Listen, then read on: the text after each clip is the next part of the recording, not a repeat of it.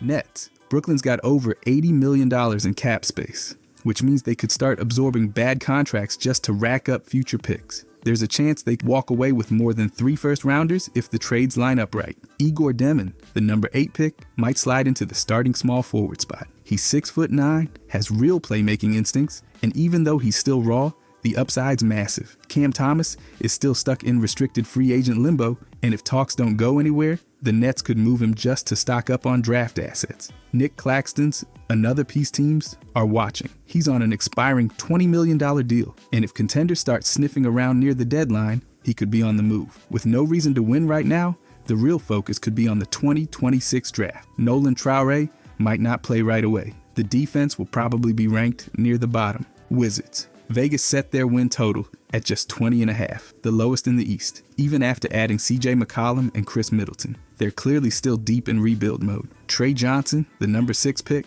averaged nearly 20 points at Texas and could start at shooting guard. He's an elite scorer, but his defense definitely needs work. Alex Sarr made the all-rookie first team last season and put up 13 points and 6.5 boards a game. But he's got to bump up that field goal percentage. Bilal Coulibaly showed real promise on both ends. If Middleton gets moved, Coulibaly could slide into the starting small forward role.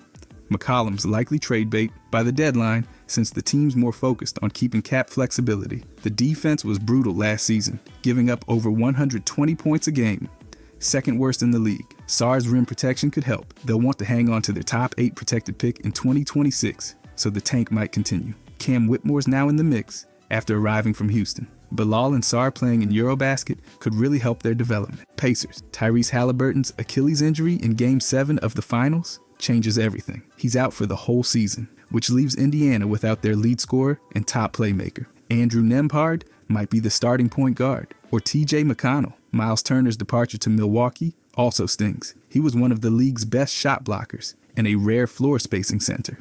Now they'll rotate Tony Bradley and James Wiseman to fill that gap. The starting 5 could be Nembhard, Benedict Mathurin, Aaron Nesmith, Pascal, and Bradley. The bench has Jarras Walker, Obi Toppin, Johnny Furphy, and McConnell, but the lack of a real center and Halliburton's absence are major holes. After reaching the finals, this group could slide to the play-in range with around 35 to 40 wins.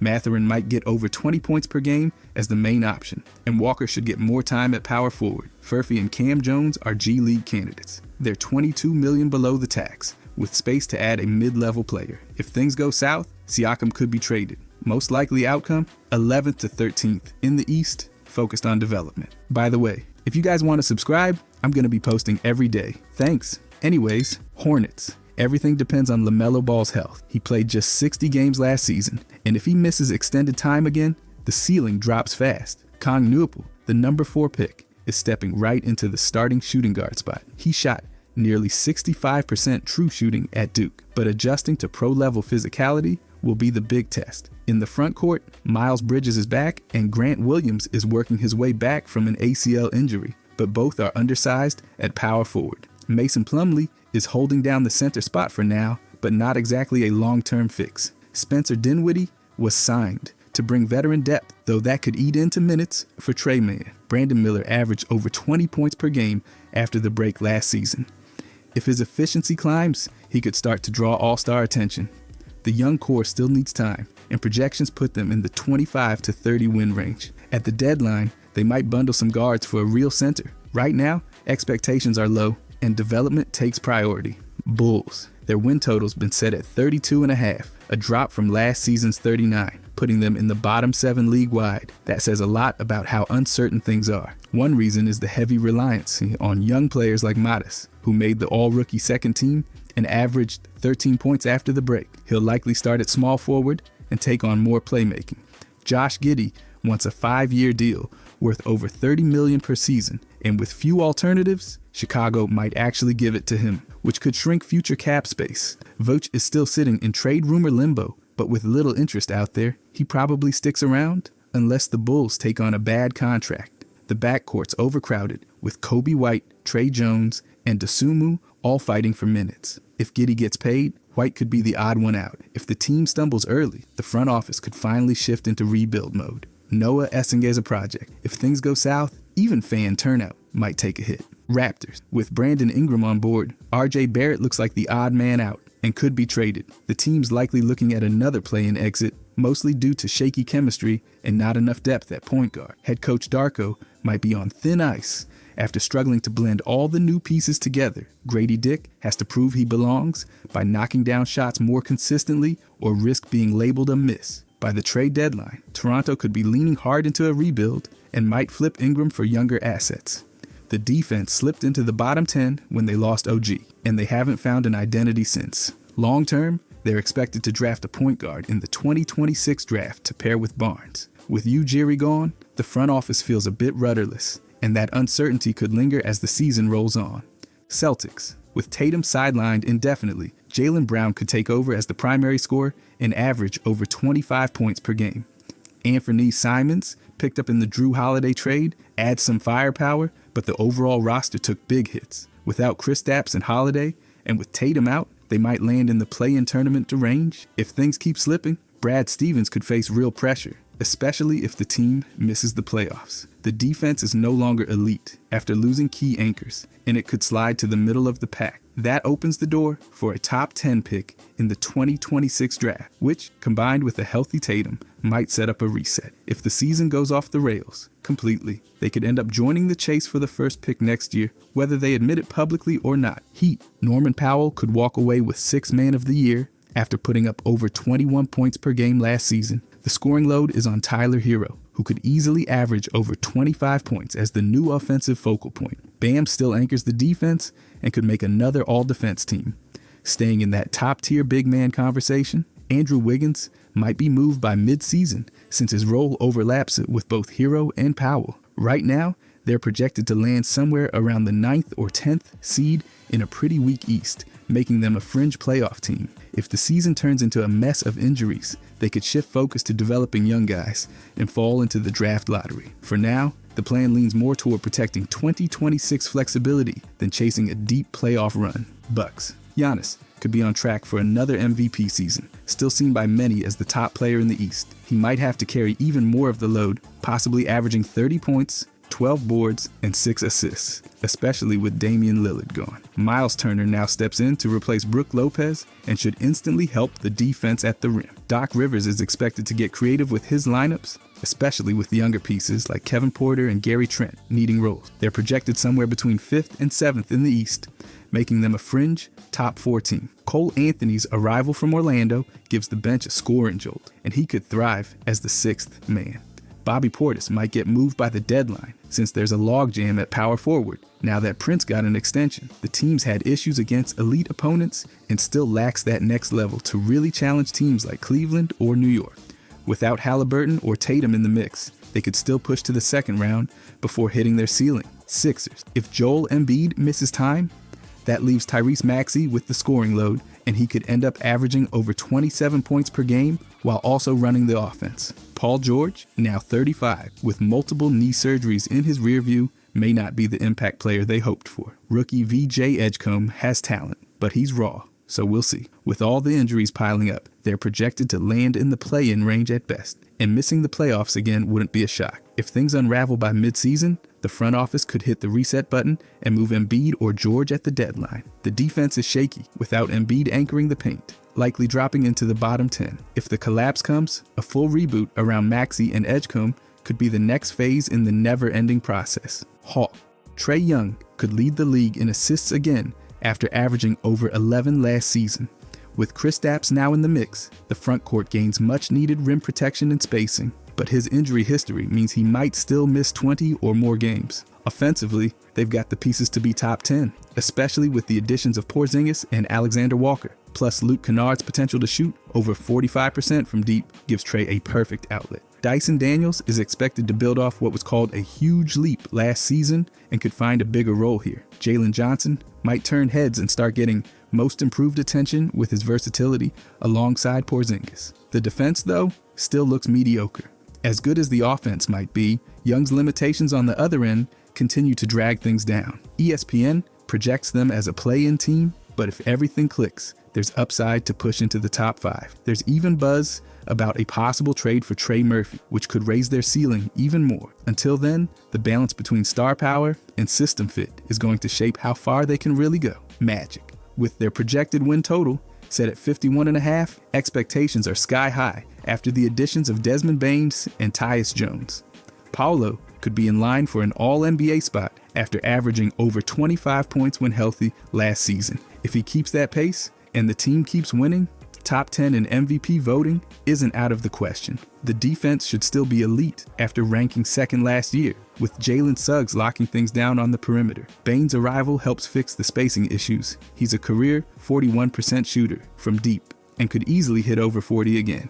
Franz needs to bounce back from a rough shooting year where he hit just 29% from 3. Suggs playing at least 65 games would be huge, especially after missing so much time with a quad injury. This roster could push for a top 4 seed in the East, and if they stay healthy, they might even win their first playoff series since 2010. Tyus Jones brings stability off the bench and adds some steady production at point guard. With the East in flux, Orlando looks ready to climb. Pistons, after going 44-38 last season, they could take the biggest leap in the East and push for 50 wins. Cade Cunningham's growth continues, and he might finally break into the All-Star starting lineup as the clear face of the franchise. Their defense, already top 10 under Monty Williams, should stay strong with a full season of continuity. Karis LeVert fits perfectly as a secondary scorer, bringing some much-needed veteran steadiness. Duncan Robinson's shooting could be a major boost. If he keeps hitting over 40% from deep, spacing will not be a problem. Jalen Duren's emerging fast and could average a double-double,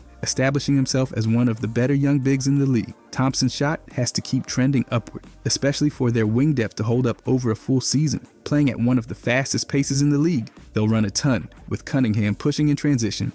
If everything breaks right, this group could not only reach the playoffs, but also win a series. If that happens, Monty Williams might sneak into Coach of the Year talks as this young roster finally finds its rhythm. Knicks. They could finish second or first in the East this year, thanks to strong roster continuity and Mike Brown stepping in as head coach. Jalen Brunson's in position to make an All-NBA team after establishing himself as one of the league's best point guards. Karl Anthony Towns will need to improve on the defense under Brown's system, and if he does, it changes their ceiling. Offensively, the team could crack the top 10, especially if Brown's emphasis on ball movement clicks with this group. Bridges led the league in corner three-point makes last year and could do it again. OG still anchors the perimeter as a top-tier defender and has a shot at an all-defense selection. Off the bench, Jordan Clarkson adds an instant scoring jolt and might push for 6th Man of the Year. With this roster and a healthy season, they could win over 50 games and push Cleveland for the top seed. A trip to the finals is on the table if everything falls into place. If Brown manages to improve both ends of the floor, he could find himself right in the middle of the Coach of the Year conversation. Cavaliers. After finishing with a 64-18 record last season, they're lined up as favorites to win the East, especially with new additions like Lonzo Ball. Donovan Mitchell could take another leap and enter serious MVP territory after an already dominant year, especially if his playmaking continues to grow. The offense was number 1 in offensive rating last season and should stay top 5 with so much continuity. On the defense, Ball and Nance add energy and versatility, giving them a shot to move into the top 10 in defensive rating. Jarrett Allen remains a force inside and could earn an all-defense selection, working alongside Evan, who's trending toward a top 3 defensive player in the NBA. Darius Garland might average over 20 points and 8 assists, stepping up as a key secondary playmaker.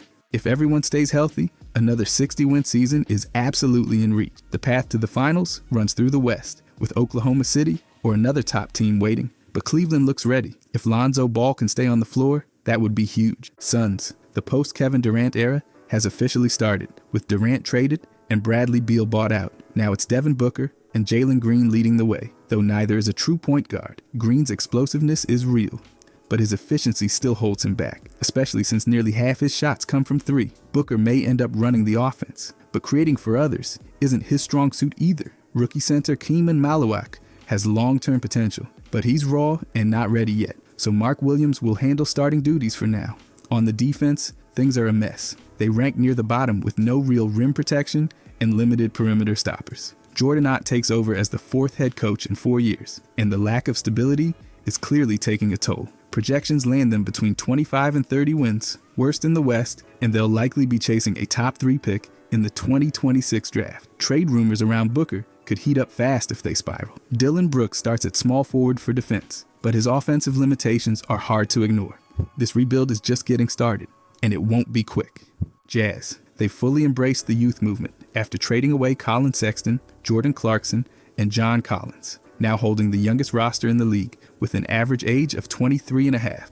Rookie wing Ace Bailey, the number 5 pick, is already making waves and could average over 15 points while anchoring a strong Rookie of the Year campaign. Laurie might not finish the season in Utah. If things go south, he's a prime trade candidate for picks. Kyle Filipowski possibly earned the starting power forward spot after dominating Summer League, and his rise is one of the early bright spots. With all this turnover, the team could drop over 60 games, but the development of young talent stays the priority. Nurkic plays the veteran mentor role, but doesn't match the timeline, and a trade could be on the table. On defense, Walker Kessler, Taylor Hendricks, and Bailey form a solid core to build around. They're not trying to win now. Instead, they're angling for the top pick in 2026, hoping for maybe Cameron Boozer. This year's all about patience. Blazers. The front office says this is their final rebuilding year before shifting to contention, setting the tone for a crucial season. Drew Holiday brings leadership and defense, but losing Simons hurts their spacing, with Holiday's shooting drop-off creating offensive challenges. Scoot Henderson has made strides,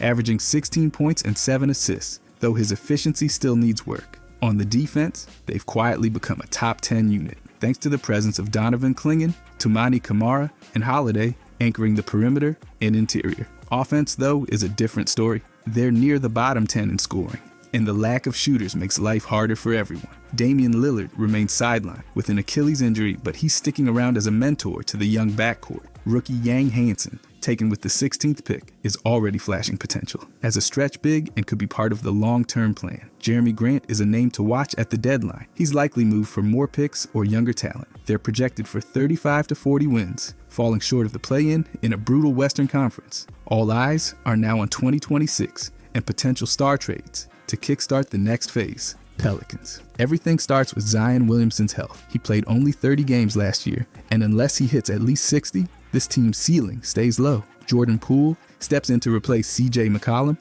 and could score over 20 points per game, but his efficiency remains a problem. Rookie Jeremiah Fears, the number 7 pick, has shown flashes early, but fellow first-rounder Derek Queen is missing time with a wrist injury. On defense, Herb Jones and Trey Murphy III continue to anchor a solid unit, but Poole's lapses on that end drag them down. DraftKings projects just over 31 wins, but if Zion stays healthy, they could bump that up into the 35 to 40 range and make a play-in push. Looney adds some experience to the front court, but doesn't change much.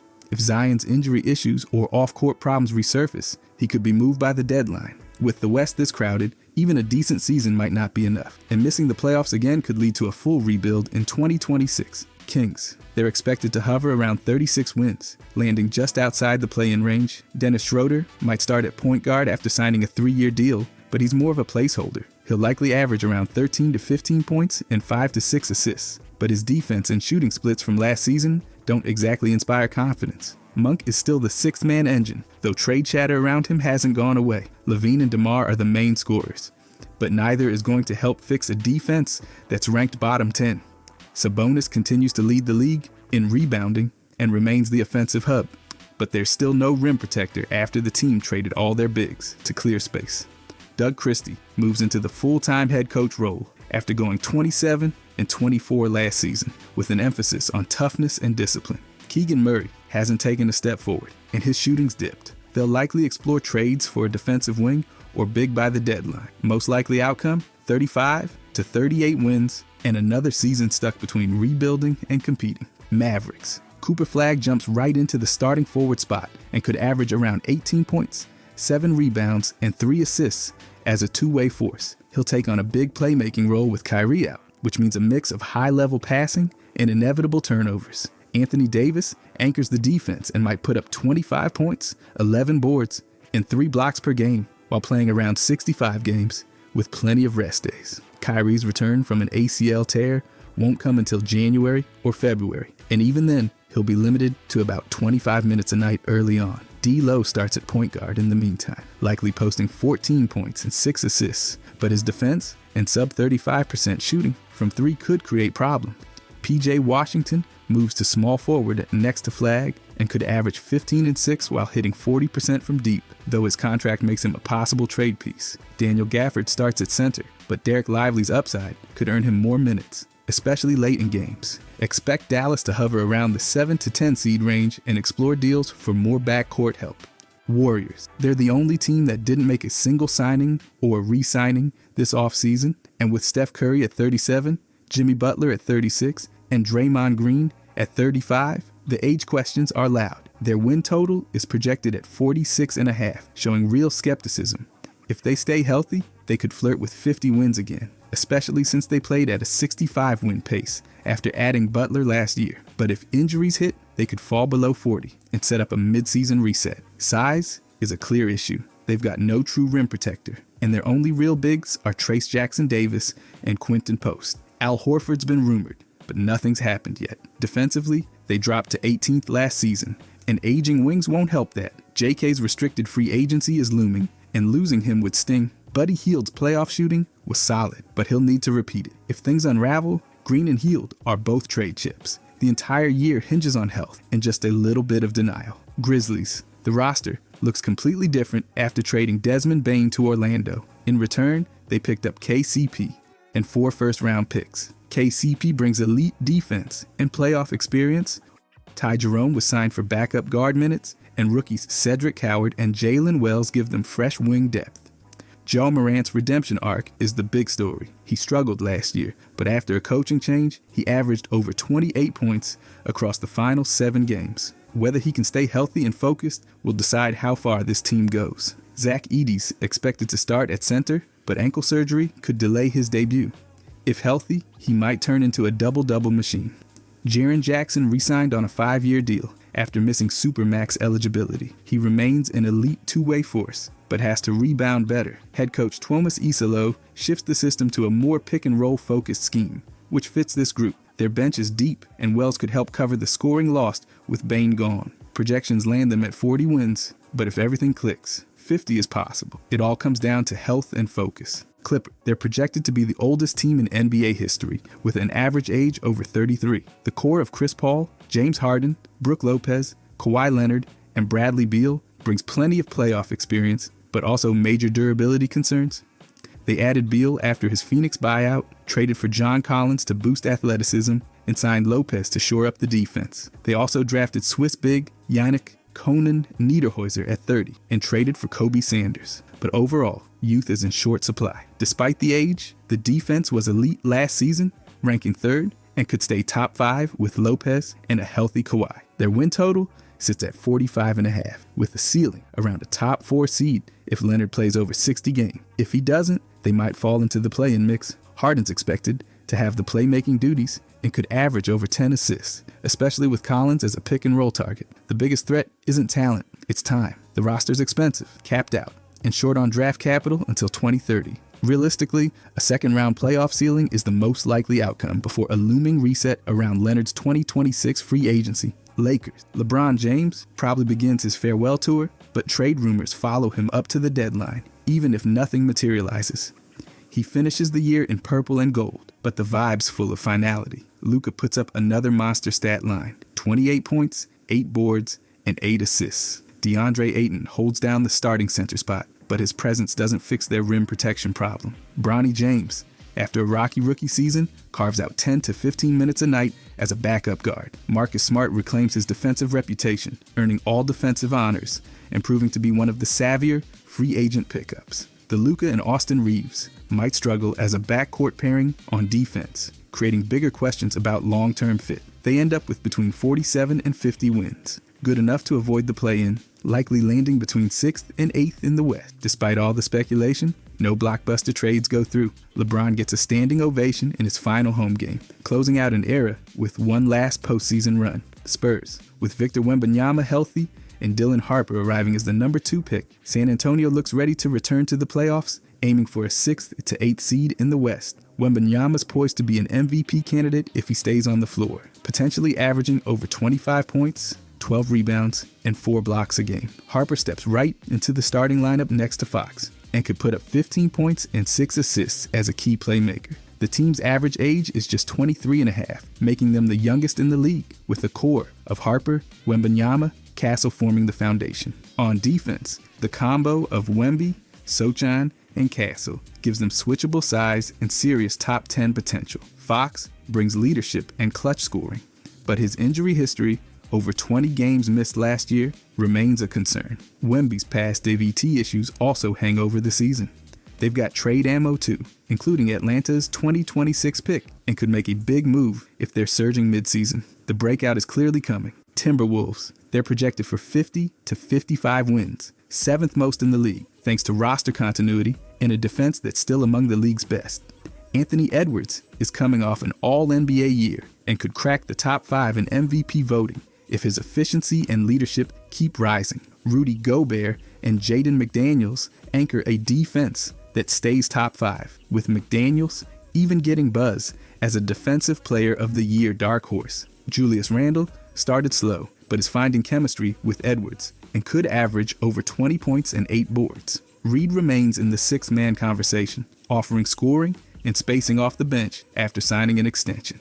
They're likely to land between the 4th and 6th seed, but with Western powerhouses like Oklahoma City, Denver, and Houston, the path's crowded. Health is the concern. Randall's past injuries, Gobert's age, and Mike Conley at 38 all create questions. Rookies won't make much of a rotation dent. If Conley or Rob Dillingham struggle, they could explore adding a guard or shooter at the deadline. Most likely finish, 2nd round exit after a tough 1st round grind. Nuggets, with Nikola Jokic and Jamal Murray at the helm, they're positioned for another strong regular season and could clear 55 wins easily. Jokic stays in the MVP conversation thanks to his absurd efficiency and all-around dominance. Cam Johnson replaces Michael Porter as a more consistent 3-and-D wing, bringing better spacing and smarter defensive reads. Bruce Brown is back, giving the bench a defensive boost and some playoff-tested grit. Val upgrades the center rotation, offering more stability than DeAndre Jordan ever did. They're expected to be a top 3 seed in the West, right in the mix with Oklahoma City and Houston.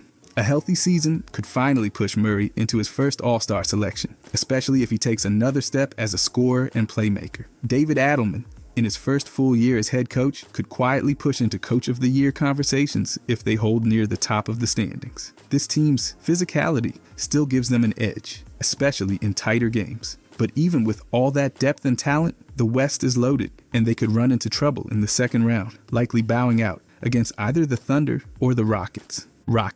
With Kevin Durant now in the mix, they're aiming for a top 2 seed and have the firepower to back it up. Even at 37, Durant's expected to average over 25 points with elite efficiency, and his presence opens the floor for everyone. Alperen Sengun could make the leap to All-Star status, especially with the spacing Durant and Fred VanVleet provide. The depth is legit. Dorian Finney-Smith, Clint Capella, and Steven Adams give them size, switchability, and rebounding off the bench. Head coach Udoka's defensive system is thriving, and he's firmly in the Coach of the Year conversation. Thompson has taken a leap, showing growth as a secondary playmaker, which adds another layer to the offense. With Durant and VanVleet leading the scoring attack, they've built a top 5 offense. On the other end, they're just as sharp, with switchable wings fueling a top 10 defense. The Western Conference Finals is in sight, and if they get there, they could push Oklahoma City to 7 games. They've also got the asset to swing a deal for another guard if needed. This roster's built to win now, and it's showing. Thunder, they're entering the season as favorites to repeat, with Shea, Chet Holmgren, and Jalen Williams all returning from a title-winning core. After a historic season, Shea could win MVP again if he maintains his scoring and playmaking efficiency. Their defense, ranked number 1 last year, should stay elite thanks to Holmgren's rim protection and Lou Dort's perimeter dominance. Off the bench, Alex Caruso and Isaiah Joe give them top-tier depth. Caruso locking down wings, Joe spacing the floor. They won 68 games last season and could push past 65 again if the roster stays healthy. Jalen Williams is turning into a star in his own right, with all-NBA upside as a two-way forward. Holmgren's defensive impact puts him firmly in the Defensive Player of the Year conversation, especially if the Thunder lead the league again in defensive rating. The front office is expected to stay quiet at the trade deadline, keeping chemistry intact. The most likely path? Another deep playoff run, setting up a massive Western Conference Finals showdown against a loaded Rockets team. If everyone stays on the floor, This squad's got everything needed for back-to-back banners. If you enjoyed this, I'm going to be posting a lot here. I would greatly appreciate it if you could subscribe. Thanks for watching.